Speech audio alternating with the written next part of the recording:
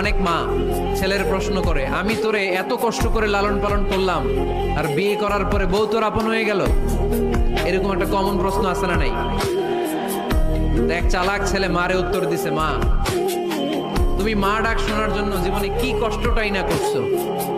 আমারে তুমি 10 মাস 10 দিন পেটে ধারণ করছো, এত বড় বস্তা, খাইতে পারতা না, টয়লেটে যাইতে পারতা না, খালি বমি করতা, ওষুধ খাইতা। 10 মাস পেটে ধারণ করলা, 2 বছর দুধ খাওয়াইলা, আমার পেশাব পায়খানা পরিষ্কার করলা। এরপর 2 বছর বয়সে 3 বছর বয়সে আমার মুখে বোল ফুটলো, তখন আমি তোমারে ডাকতে শুরু করলাম মা মা। এই মা ডাক শোনার জন্য তুমি এত কষ্ট করলা, আর পরের বাড়ির মাইয়া বাড়িতে আইসাই তোমারে ডাকা শুরু করছে মা মা। তো যেই লোক তোমারে মা ডাকে তারে আমি ভালোবাসবো না কেন মা? ঠিক কিনা? আমার মুখের মা ডাক শোনার জন্য তুমি এত কষ্ট করলা, কি কষ্ট। আর পরের বাড়ির চিনি না জানি না এক মেয়ে এসেই তোমার ডাকা শুরু করছে মা মা। তো যে আমার মারে মা ডাকে তার স্থান তো আমার হৃদয়ে, ঠিক কিনা? প্রথমে শাশুড়ি আম্মারা শোনেন, মহিলা প্যান্ডেলের শাশুড়িরা, ছেলের বউয়ের উপর রাগ করেন না। আপনার অনেক অভিজ্ঞতা আছে, বৌমার কোনো অভিজ্ঞতা আছে? নতুন এক্সপেরিয়েন্স নাই। বৌমাকে একটু সময় দেন, একটু গুছায় নিতে দেন, পারবে। রান্না ভালো হয় না, পারবে।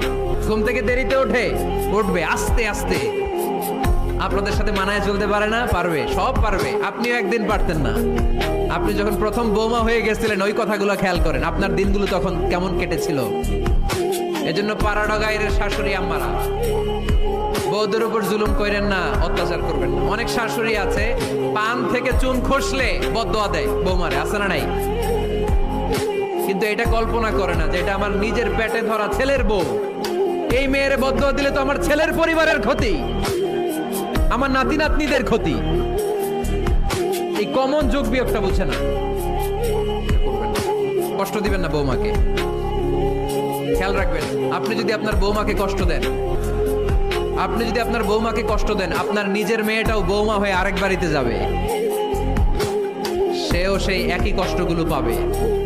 এগুলো যখন আপনারে শোনাবে তখন আপনি শান্তিতে থাকতে পারবেন না। চিল্লায় বলেন ঠিক কিনা?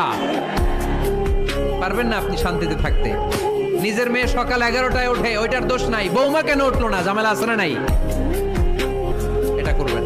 এবার বৌমারা, এই যুগের মেয়েরা, পাড়াডগারের বৌমারা যারা আছেন, বউ খবরদার শাশুড়ির সাথে বেয়াদবি করেন না, বেয়াদবি করবেন না। শাশুড়ি আপনার মায়ের মতো। কিসের মতো?